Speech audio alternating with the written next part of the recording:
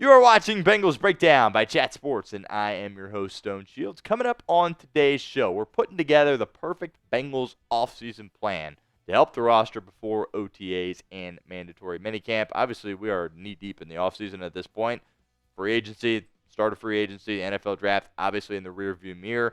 Bengals have done a lot. I think Bengals have done a lot of good things as well, to be very clear here, but we're going to be putting together 5 steps, 5 things that I would love to see Cincinnati do before they get into training camp, and I really think it would put them in an optimal position to have success in 2025.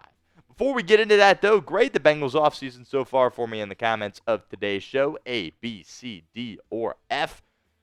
Remember, they're bringing back T. Higgins and Jamar Chase, so, I mean, that in itself is a passing grade, obviously, so I personally would put them in that B range, but let me know what you guys think, A, B, C, D, or F, in the comments of today's show. Step number 1 here, if you want to put out the best football team come week 1 when it comes time to take the field, pay Trey Hendrickson, right? Trey Hendrickson is one of your best players. I would argue he is your next best player behind Joe Burrow, T. Higgins, and Jamar Chase, to be completely honest with you. And Hendrickson's a guy that had 17.5 sacks last year and did it again in 2023, the year prior to that. He has been a sack machine for the Cincinnati Bengals here over the past couple of years and really has transformed your defense. Now, your defense, obviously last year, even with Trey Hendrickson playing at such a high level, was not able to go out there and play winning football. Now, some people out there would say, well, does that have anything to do with Trey Hendrickson? No, I don't think so, right? Look, he was unbelievable. I don't think he had really anything to do with them not playing good football on that side of the ball. But, look, Hendrickson, if you can make him happy, right, obviously he is very not happy right now. In fact, pretty angry, I would say, with where things sit between him and the organization. If you can make him happy, get him the deal that he deserves. Let's be completely clear here. Let's be completely transparent. I don't love how Trey Hendrickson and his camp have handled recent off seasons, particularly this one here in 2025, but that doesn't mean he doesn't deserve a big-time contract. The level of player that he is, toughness that he shows, leadership he shows during the season as well are all things that kind of go towards the reason why I believe that he should get a contract. And if you're able to check that box off, it really puts all the onus on the players and coaches. Because if you pay Trey Hendrickson, you did everything you possibly could have as a front office and organization as far as I'm concerned this offseason. You brought everybody back your quarterback wanted to bring back. You signed some guys in free agency, and you used up your draft picks, and you got some good players there as well. So ultimately, this would really be the first number 1 thing that if you want to have limit your distractions going into the season, put your team in the best possible spot, it would be to pay this man right here. Will the Bengals pay Trey Hendrickson before training camp? I think they should. I question on whether or not that will get done. I kind of feel like this thing might get a little ugly, but let me know in the comments of today's show.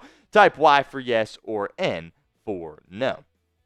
Next up here, sign a safety, right? Look, the Bengals have had their hands full this offseason. They have had to do a lot of stuff with their roster, as I mentioned, bringing back T. Higgins, Jamar Chase.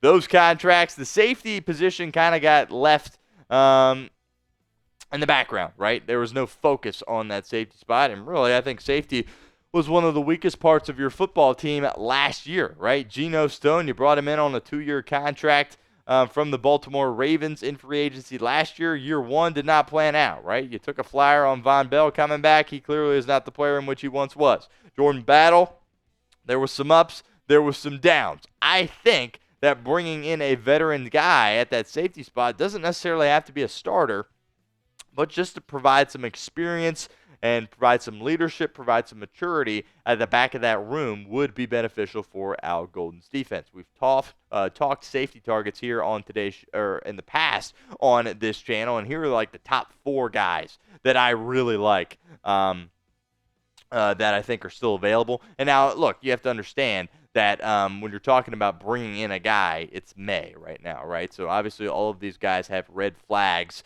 to some capacity, and there's a reason why they are not signed here at this point. Justin Simmons, I believe he can still play at a really high level. Most recently played with the Atlanta Falcons with Jesse Bates. Julian Blackmon coming off injury with the Indianapolis Colts. He's the youngest player on this list. Jordan Whitehead, he's been a part of a lot of winning. in Tampa, won the Super Bowl with Brady. He's also dealing with a neck injury after he got in a car accident, so some red flags there as well. Jordan Poyer is the oldest guy on this list. He was able to get through the entire season with Miami last year, but not necessarily playing at that level or anything close to what he was playing at Buffalo. But the leadership that he could potentially bring to this locker room is very, very intriguing. I would love to have Jordan Poyer on this football team. Those are just a couple of guys. There's some other guys out there as well that are still available. I think it would be wise for the Bengals to go out there and try to sign another safety. We'll continue with our show here in a minute, but first, want to give a shout out to our friends over at Prize Picks, because today's show is made possible by Prize Picks. Prize Picks is the best place to turn your sports knowledge into cash. With millions of members, Prize Picks has made daily fantasy sports accessible to all. You just pick more or less on at least 2 players for a shot to win up to 2,000 times your cash. Run your game all season long on Prize Picks. Cash in on the basketball playoffs with Prize Picks. Don't miss your last chance to add your favorite players from the court to your Prize Picks lineup.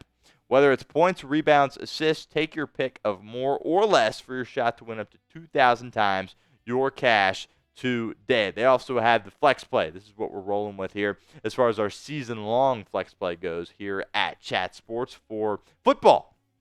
Going with the less than on Jared Goff passing yards. Going with the less than on Travis Kelce receiving yards as well. Also going with the less than on Jaden Daniels rush yards. I think teams are going to have a bit of a better feel on how to slow that down. I don't think Washington necessarily is going to want to see him running the football as much as he did this past year. But that's the flex play. The beautiful thing about the flex play, you don't have to get all 3 of those correct. You can miss one and still have an opportunity to double your money. So download the app today. Use code CLNS. Get $50 instantly after you play your first $5 lineup. That's code CLNS to get $50 instantly after you play your first $5 lineup. It's Prize Picks. Run your game. Look, I also think it'd be important for Cincinnati to add a corner, right?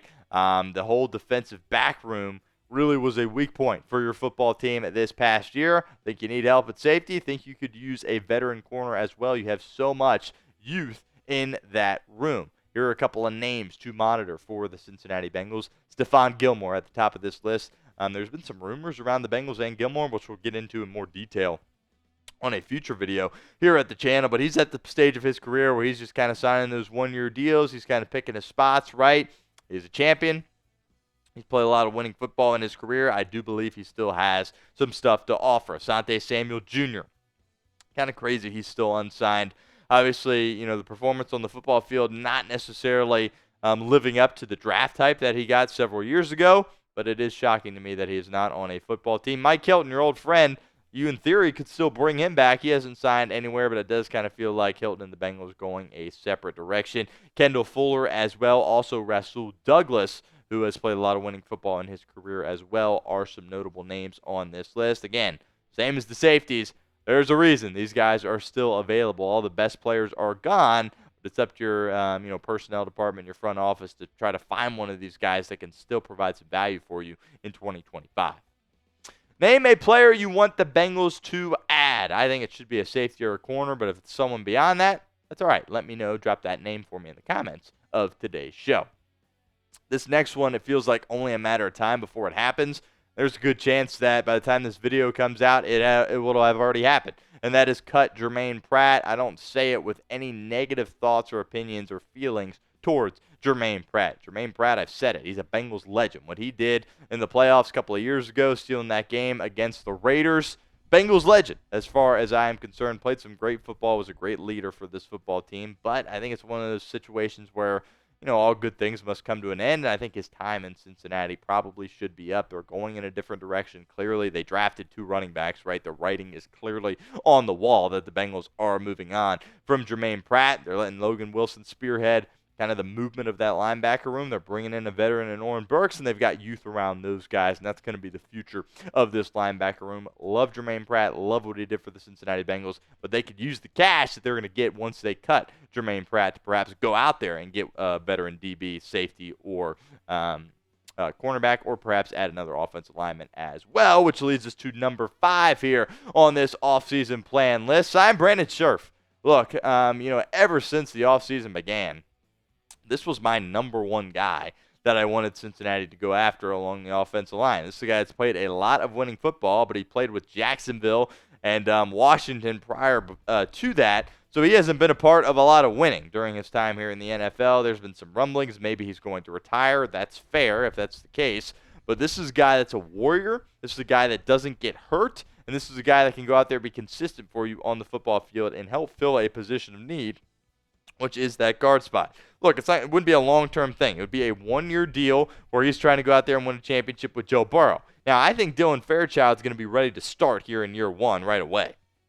I really do. But I think Scherff could definitely come in and he would start over Cordell Volson, Lucas Patrick, and Cody Ford. I am really high on Brandon Scherff. I still think he can play winning football. If I'm him, I'm still trying to get a ring. In my opinion, no better place to try and do that than with the Cincinnati Bengals and Joe Burrow. Kind of a bonus part to our 5-step plan here. Play the starters more in the preseason, right? I've said it a lot here on today's show, or not on today's show, but on the channel. And look, you've started out in September, unacceptable the way that you've played football in September. Something has to change. The most obvious change you can make is play your starters more in the preseason, particularly those guys on the defensive side of the football. You struggled tackling early on the past couple of years.